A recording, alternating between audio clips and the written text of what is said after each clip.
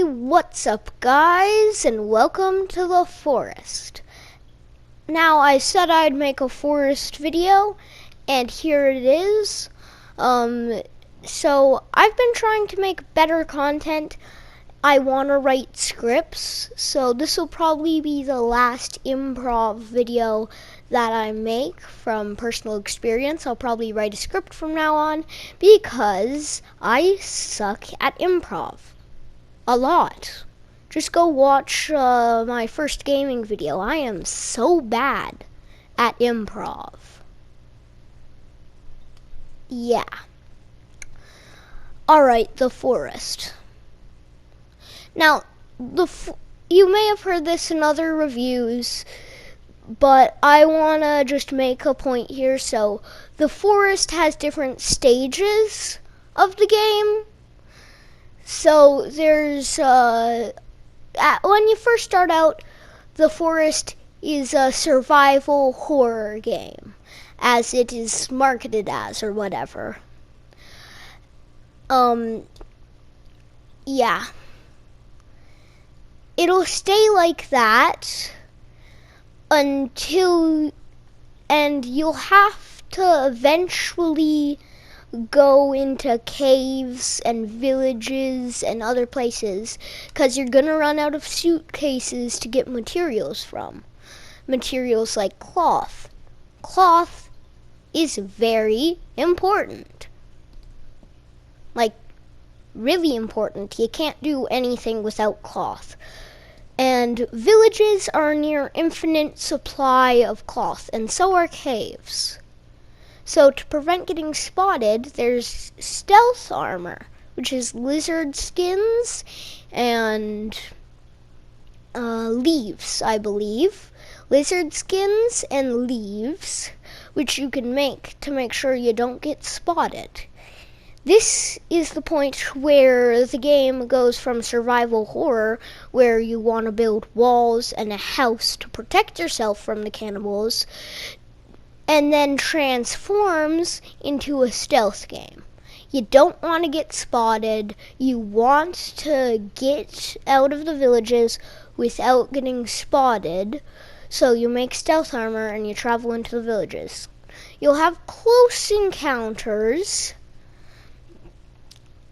which will be nerve-wracking. So it's still sort of a horror game, that's its purpose, sort of, as a horror game. But it's primarily a stealth game in this stage. You'll go into caves, find the modern axe if you go deep enough, a crap load of TNT, and even tapes that you can play to get some lore stuff. And this is the point where you have all the best weapons in the game and all the best everything in the game. And you have like TNT and stuff. So you can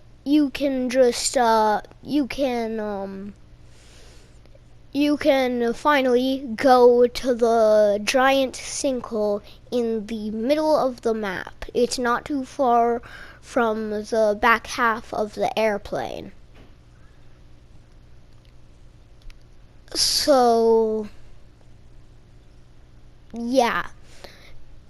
You can just jump down and use glitches to stop yourself, or you can go into a cave and then get down into the pit how the devs intended, but who is doing that? Only people who want to be safe. So, once you get in the pit, you've officially entered the end game. In the end game, you're not scared of cannibals anymore. Maybe you have red paint on yourself. Cannibals may respect you more. So, as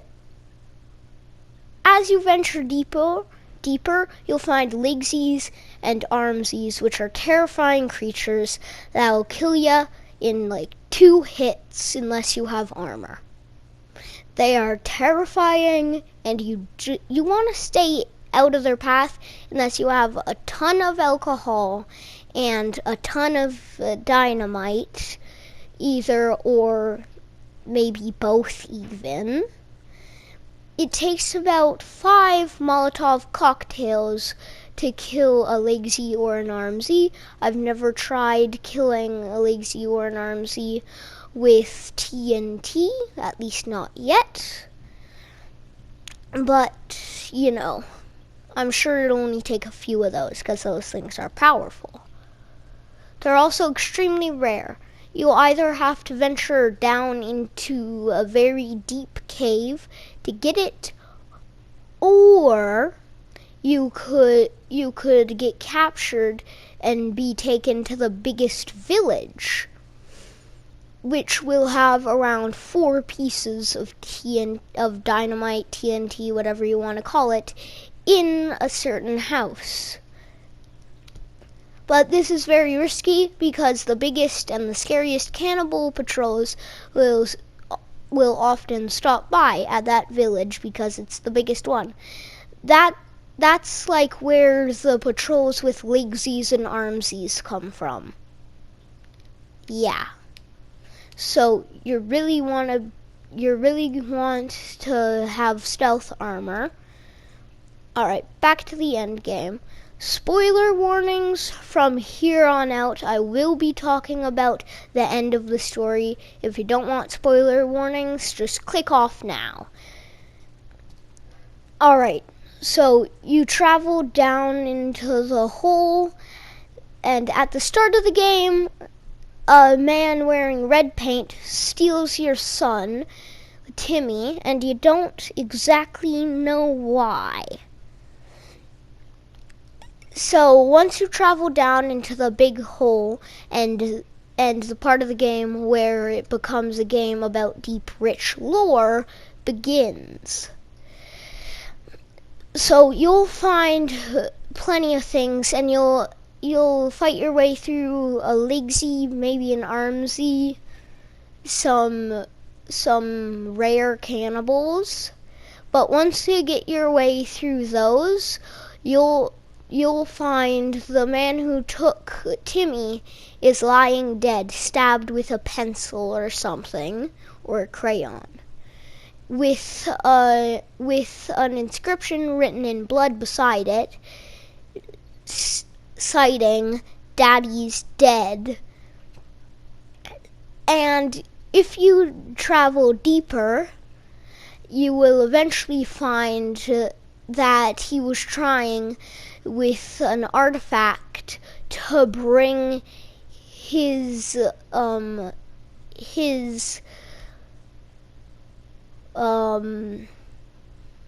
what do you call it? His daughter, I don't know why I was blanking on the word daughter, back to life. So, he brought her back to life, but this has major consequences.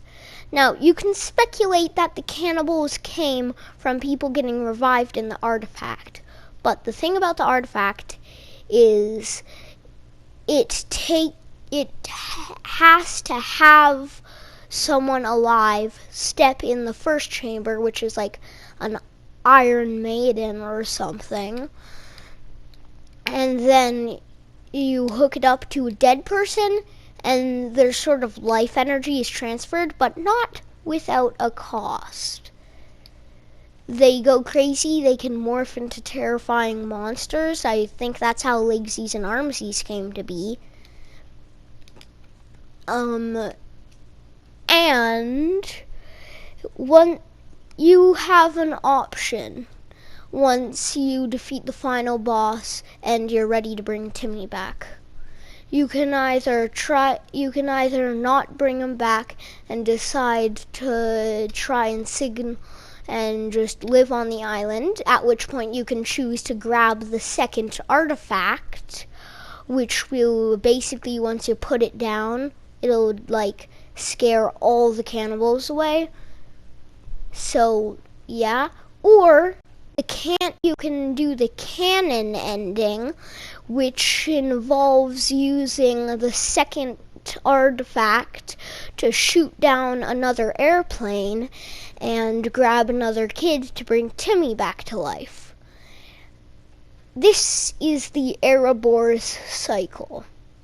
I didn't think that I would bring SCP into this, but this reminds me of the Ouroboros cycle. Which, if you don't know about the Ouroboros cycle, Google it. I'm not gonna explain it, because it is confusing as hell. Alright, anyways, but this time, your son doesn't kill you, and it's not like that. You get back to modern civilization, and you eventually get brought onto a talk show with this guy. They want to interview you because you survived the plane crash on the island or whatever. So they interview you, and you're chopping down a tree when that thing comes into play that I mentioned earlier. Timmy starts to morph into a monster, but you manage to stop him in time. Flash forward 20, 30 years, I forgot what it was, and you'll find that Timmy is now a grown-up, and he has found the island, and he wants to go back, and he wants to find out the secrets of the island and what it's holding. This will be probably the last mistake he ever made, but we will see that in the upcoming game, The Sons of the Forest, which was announced at E3 this year. Yeah, I'm super excited for this, for Sons of the Forest, because I really liked the forest, how much depth it had, and I like the mystery aspect. It's really cool, so I'm excited for Sons of the Forest. I'll probably buy that game when it comes out, unless it's glitchy, and make a review. So keep your eyes peeled for that. But for now, I guess we'll just have to sit back and wait for the Sons of the Forest to come out. Thank God that it is, because without seeing that on E3, I never would have got the Forest, and I never would have played this amazing game that I totally recommend that you play.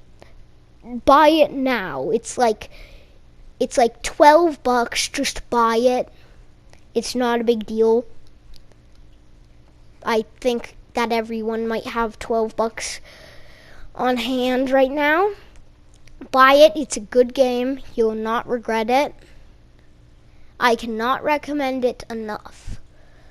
Alright, so with that said, goodbye, and I'll see you after Christmas. This was my last improv video, so I'm going to be making a script for my next video, either Battlefield 2042 or Vanguard. So I'll see you then. And without further ado, goodbye, everyone.